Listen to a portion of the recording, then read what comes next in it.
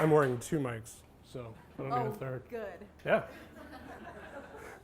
Thanks, Jen. Hello, everyone. Thank you for coming. I am Nathaniel Salzman, and today's theme is genius. So let me start by setting the record straight that I am not a genius, or if I am, it doesn't matter. I am not successful because of that. When we say genius, we typically just mean talent or intelligence. And when we look at people who we see as geniuses, we tend to assume that their successes were born out of some inner fountain of genius that we just don't possess. And I think we let that talk us out of doing things and out of trying things. We look at someone in the prime of their career and we think we couldn't possibly do what they do. We compare our chapter 1 to their 3rd New York Times bestseller, and we give up. Or at least some people give up. I don't. Genius or talent or whatever you call it, it doesn't matter until after you've done the work. So Michael Phelps is a mutant chosen by millions of years of evolution to win gold medals in swimming. And yet all that potential didn't count for shit until he started spending 6+ hours a day in the pool and a million other units of work it took him to realize that genetic potential. So his talent, his genius for swimming, is not the foundation of his success. It is the capstone. So real genius, if you ask me, is about trying things. It's not my mind, it's my mindset. It's about putting in the work. It's about attempting 1,000 different experiments and seeing where they lead you. It's about curiosity. It's digging into how things work and always trying to figure out what's going on behind the things that inspire us. And that's how I try to live. I am constantly exploring. And that's why Jen has asked me to come and talk to you today. I'm here to tell you a little bit of my story about how following my curiosity and my enthusiasm has set me on an amazing path that has brought me here to you today. So, a little bit of backstory on me. Who am I? I'm a Louisiana native. My wife and I moved here to Chicago in 2011. I have a Bachelor of Science degree in graphic design, and I've spent the past 15 years working in advertising and marketing agencies as a visual designer, a UXer, and strategist. Most recently, before I became self-employed, I was an associate experience director at Razorfish. I'm also a professional writer, journalist, photographer, drone pilot, filmmaker, entrepreneur, all the things that Jen mentioned. For the past year, I've been 100% self-employed, and I currently work about half-time doing mercenary UX work for agencies here in Chicago, and I treat that mostly like a day job. Then I spend the other half of my time scaling my company, Salzmoto. Now, Salzmoto started as a brand to showcase my work as a motorcycle builder, and then also as a venue for my writing.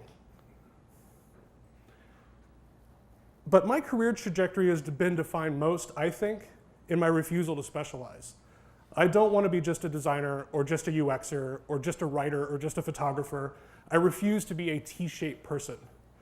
I want to be good at all the things. Not the best, but good. Really good, preferably. And what I've found is that getting good at something new usually isn't as difficult as I thought it was going to be. And in fact, the more things I learn how to do, the easier it gets to learn new things. So we're all familiar with this phrase, but does anybody know the back half? Humans have this remarkable ability that anything we practice, we tend to get better at. We were all probably familiar with Malcolm Gladwell's concept of the 10,000 hours. Let's run with that for a second. Say it takes me 10,000 hours to get 100% good at something. That's a huge time investment. And if we're trying to be the best in the world at something, if we're trying to be Michael Phelps, it's worth it. He definitely put in his 10,000 hours and then some. But if we apply the Pareto principle to this idea of mastery, something really interesting happens. The Pareto principle is the 80-20 rule, for those who aren't familiar with it. And that is that like 80% of our outcomes tend to come from about 20% of our inputs. And it's practically a law of nature, like we see it everywhere. In terms of skill and mastery, coming back to that 10,000 hours, when we apply the 80-20 rule, it means that we could get to 80% mastery of pretty much anything in maybe perhaps just 2,000 hours if we focus on the right things. And Tim Ferriss has written an entire book about this, The 4-Hour Chef, which you can check out.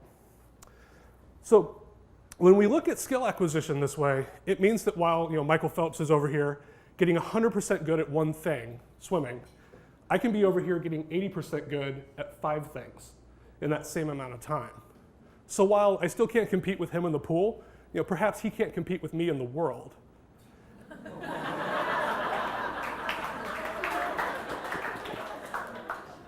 This applies to skills. It also applies to knowledge. If I know the critical 20% of information in a given subject area, I'm an expert. And just like mastering a skill, if I have 80% expertise in 5 things, I'm much more likely to be successful than someone who has 100% expertise in one thing. I also believe that the more diverse and unrelated those skills, the more opportunity you have to do something remarkable. And I think we're too quick to assume that 2 skills don't relate. It's actually these connection points between seemingly unrelated things where a lot of big innovation happens. Quick example, for thousands of years, we've had luggage and we've had the wheel. But it wasn't until like the 80s that anybody put wheels on luggage and the roller bag was born. In his book, How to Fail at Almost Everything and Still Win Big, Dilbert creator Scott Adams talks about skill acquisition as a way to catalyze your overall success. The more you know how to do, the more connections you make, the more things you try, the more ingredients you have with building your life.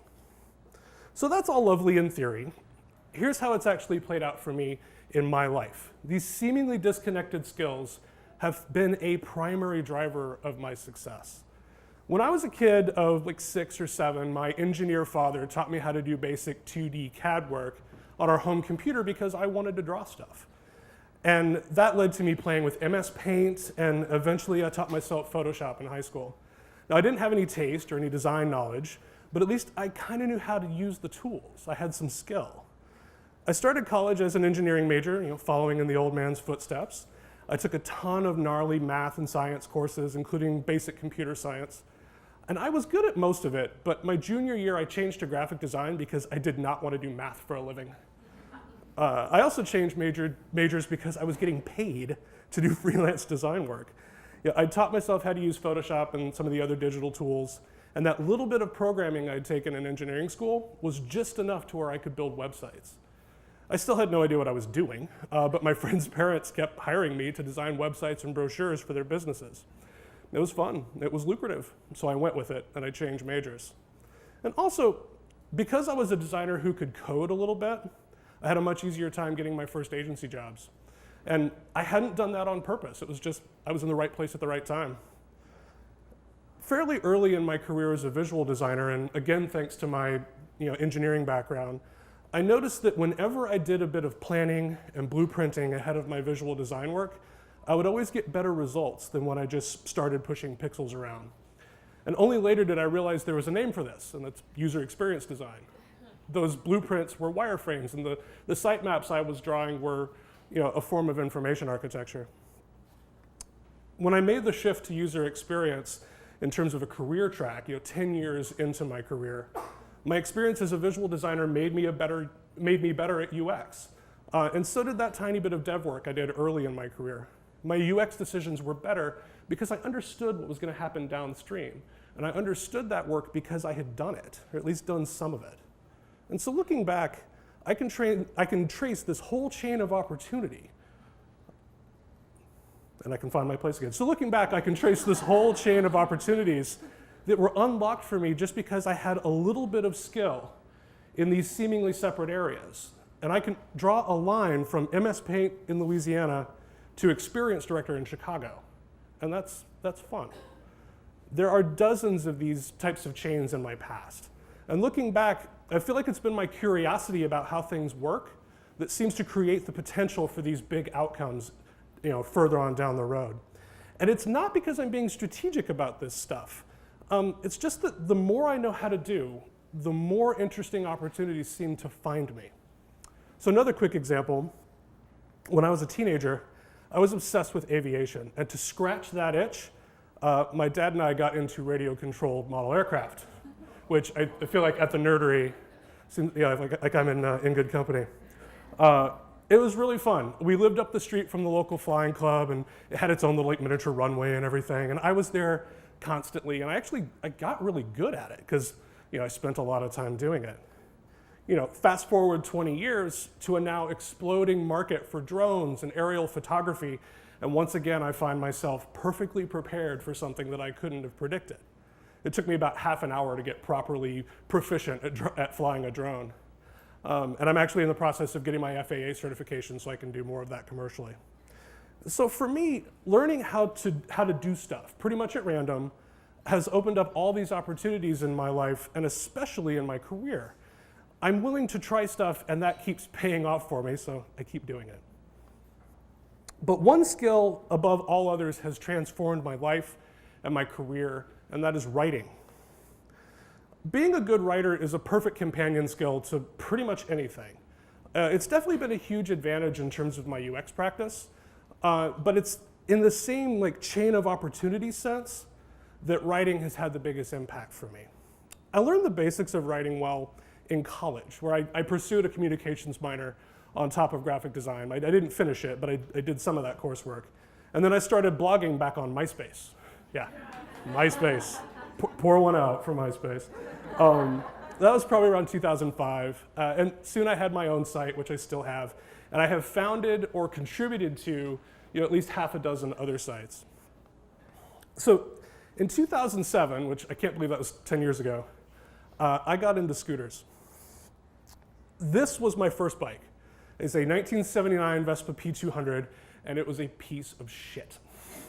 It was utterly terrifying. The brakes barely worked. It clunked so hard between third and fourth gear that the whole bike would lurch, and I was sure I was going to crash. I absolutely loved it, though. Not so much the bike, but the riding. And I sold that Vespa almost immediately, but replaced it with other scooters and eventually with motorcycles.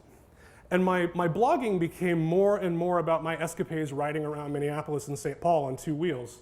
I'd snap photos of my day's adventure and write a little summary, and a dozen people would read it, and that was good enough for me. I started tinkering with my own bikes and doing my own repairs and modifications, and then writing about that as well. But before bikes completely took over my life, I was a car guy. And specifically, I was a huge fan of the Mini Cooper. I was super into it, and even before I owned a Mini of my own, I latched on to motoringfile.com, which is a prolific news site dedicated entirely to the Mini. I would read the latest news, I'd leave comments, I'd participate in discussions there, and I eventually started submitting, Motoring File. I eventually started submitting my own stories. And I didn't have a plan, I just jumped in and participated because I appreciated that community and I wanted to add value there in whatever way I could. In 2010, there was an open call for staff writers, and when I volunteered, the editor-in-chief didn't ask me to be a columnist. He asked me to be the managing editor, which was an amazing opportunity. He saw something in me, and apparently I'd gotten kind of good at writing, and I took that role, and we've been working together in one capacity or another ever since. Now, that little side gig as an automotive journalist made me a much better writer. It taught me how to edit other people's writing, and it taught me a standard of style and excellence. It wasn't a job. There was barely any money in it, but the perks were incredible. I got to travel all over, Los Angeles, Nashville, Austria, Germany, to various press events, usually on BMW's dime, which is a very good way to travel. On 3 occasions, I got driving lessons from a 3-time Monte Carlo rally winner, like a champion racing driver. And last year, a handful of journalists and I got a private tour of Jay Leno's garage. No. From Jay Leno. And so when I follow that chain of opportunity, I can draw a path from oversharing on MySpace to spending hours in Jay Leno's garage in Gearhead Valhalla. And it's every bit as awesome as you think, and it is 6 times bigger than you imagine. The area you see online, that's the workshop, not the garage. So my story doesn't stop there though. Like writing for Motoring File teed up several additional opportunities that I could never have planned for. In 2011, I took another writing gig, and this time it was at Blue Cat Motorcycle in St. Paul, Minnesota. Blue Cat is a vintage motorcycle repair shop, and I knew them because I had just gotten into vintage motorcycles myself, and they were where I bought all of my parts. They had a website and a blog, but they didn't have anyone who could actually create content for them. So they reached out to me because they saw on Facebook that I was an automotive journalist, and they had read some of my work. So again, there wasn't any money in it, but just like with Motoring File, the perks were amazing. I would shoot photos and write a little story for them once a week. And in return, I got parts at cost. I got access to their shop to work on my bikes. I got to basically spend a year as a mechanic's apprentice and learn how to work on bikes correctly. Twice, I got paid in motorcycles. By the end of my time there, I was occasionally even working on customer bikes right alongside their staff mechanics. So this was yet another skill for my arsenal. And all of this was in addition to my day job, which at the time was doing UX for a product development firm. So I ran that blog for a year for them. And the owner later told me that telling the story of what they were doing there in the way that I had, it effectively doubled their business the next year. And I'm still really proud of that. And I don't write content for their site anymore because of geography. That chapter of my life and my career, it closed when my wife and I were recruited to Chicago for better day jobs. I started at Razorfish in 2012. And while I was still writing for Motoring File at the time, I was on the hunt for another motorcycle-related gig like I had had at Blue Cat. And it would take me almost 2 years to find one, but find one I did. In 2013, I bought a Triumph Bonneville from Motorworks Chicago. And it's the same Bonneville that I built into the bike that I showed earlier. In the process of buying that bike, I met the owner at Motorworks Chicago, which is Johnny Sheff. And if you know the motorcycle community, Johnny's kind of a big deal. He's a true connector in the Malcolm Gladwell sense of things. We hit it off immediately. I told him a little bit about my background with bikes and with writing. And long story short, Johnny had actually been looking for a staff writer for 3 years before I turned up. And that's how Behind the Moto was born. Now, unlike the Blue Cat gig, Motorworks wanted to actually hire me, and they did. And on top of also giving me the same kind of staff perks that I had when I was in Minnesota as a volunteer. So my motorcycle habit now had corporate sponsorship. My side hustle went from being a hobby pursuit to a part-time job, and I was thrilled about this. This site launched in 2014, and today I actually help Motorworks with all of their digital marketing through Salzmoto. I help them with strategy, I write for the blog, and this year I actually started creating video content for them. And by the way, I did not know how to shoot or edit video when I started making videos for them. I just started doing it, using the camera gear I already had, and it took me about 2 weeks to learn how to create a vlog that didn't suck. I wouldn't say that I'm good at video yet, far from it, but I don't suck at it. And believe me, your videos want to suck. If you've ever tried to make video content, they want to suck. It's in their nature, and so I'm proud of that. It's yet another skill for my arsenal. So 2014 saw 2 huge turning points in my life. The first was that I turned Salzmoto from a brand into a company. And it became the business entity for my side hustle work that I do at Motorworks and also for other clients now. And over that next year, Salzmoto continued to grow as a brand, and my little company was teaching me big lessons about small business. Now, little did I know that tending this business would actually set me up perfectly for some big life events that were going to come later. I learned how to track expenses, I learned how to manage revenue, and all of my side hustle money started funneling through the company. And when that happened, another funny thing happened.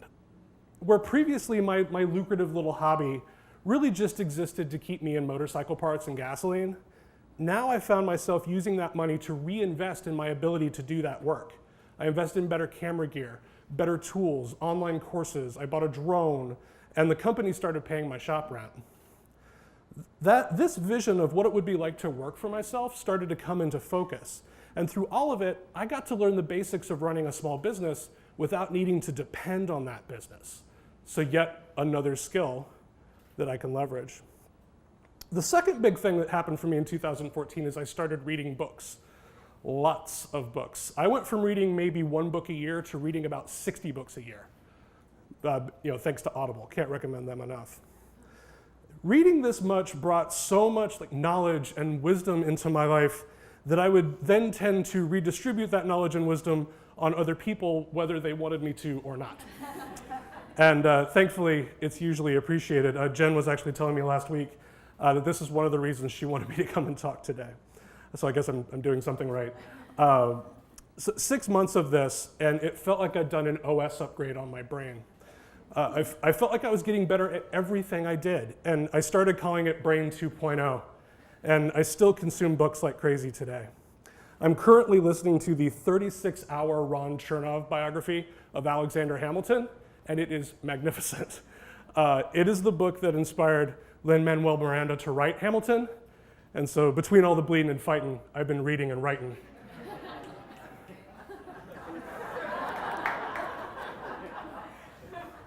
When I tell people about Brain 2.0, the first question is usually, how do you figure out what to read? And my reading list is driven by a very simple heuristic. I listen to the Tim Ferriss Show podcast, and when his guests mention a book as something that added to their journey, I add that book to my Audible wish list. And without a doubt, the books I've read during Brain 2.0 have added more health, more wealth, and more wisdom to my life than really anything else I can think of. They've helped me build my company, they've helped me write viral essays, and they've helped me sell my work. And so soon, my eclectic arsenal of skills and my voracious reading habit and my willingness to try things would converge to help me through a very pivotal moment in my life and in my career. In 2016, I got laid off from my day job at Razorfish. Now, I just wrapped up a huge year-long commerce project with my team, but a new project had yet to materialize for me to work on, and a couple months of that, and it was no surprise when our discipline lead called me into his office. When I saw one of our HR people sitting there, I knew what was about to happen. I wasn't scared though, and I wasn't even upset. Because of Brain 2.0, and because I'd been running my own business, I now understood how business worked well enough to understand that, especially after so many other rounds of layoffs that had happened there while I was there, this was not about me. This wasn't personal. There was no need to get upset. This wasn't me failing at my job. This was literally my job failing me, because the revenue wasn't there. And by the way, knowing what is and is not about you is a superpower. Figure that out, get in the habit of asking, is this about me? And it will change your life. So the layoff wasn't about me, it was about revenue. They didn't have enough of it, and so they couldn't afford me. I literally interrupted my boss's little prepared speech, and I told him, you don't have the revenue, and I'm not on a billable project right now. I get it. How long is my severance? Thankfully, I did get some severance pay. So not only was this not about me, it wasn't an emergency. And knowing that, I started thinking about what my next move was going to be. So as I paused and took stock of my situation, being laid off my fancy day job, I realized that I hadn't lost my job.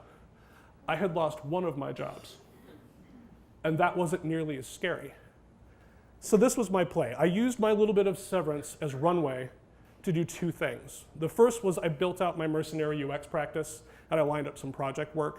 And then second, I started scaling Salzmodo, and that was a year ago.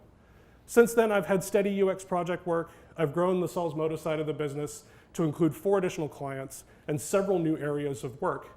And it's kind of a problem, actually. I have a little bit more work than I can actually do.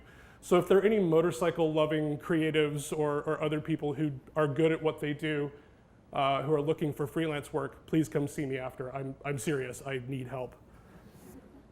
So that's the journey that's brought me here to you today. And now I want to talk a little bit about why, in retrospect, all of these things worked out really well for me. And spoiler alert, it's not because I'm a genius.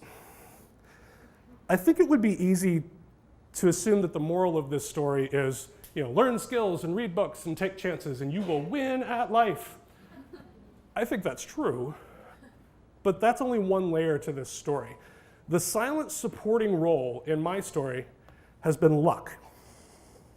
And I've been incredibly lucky in my life. And this little stretch of my life story that I've shared with you is just rotten with good luck. And I've gotten so many good bounces, met so many of the right people, and been so often in the right place at the right time. I am incredibly lucky. But the thing is, we know how luck works. We've all seen this before. But I feel like I've lived it.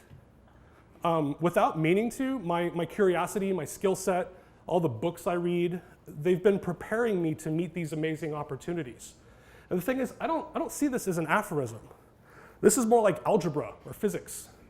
This is an expression of how the universe works. And I think that Seneca was onto something with this.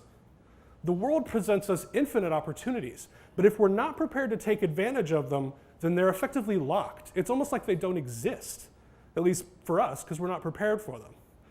So back to our man, Michael Phelps. So his natural talent as a swimmer is not what afforded him the opportunity to compete in the Olympics. It was his preparation. He had to do a huge volume of the right kind of work in order to even qualify to try out for the US Olympic team. He did that preparation though, and it afforded him that opportunity to compete, and he was lucky enough to win over and over and over again. So for me, I try to let my curiosity run wild. I collect skills and tools and people, and I read books because I know that all of these things are preparing me for future opportunities that I can't even imagine. And by preparing myself, I unlock opportunity and I create my own luck. And the best part is you can do the same thing, and you don't have to be a genius. Thank you.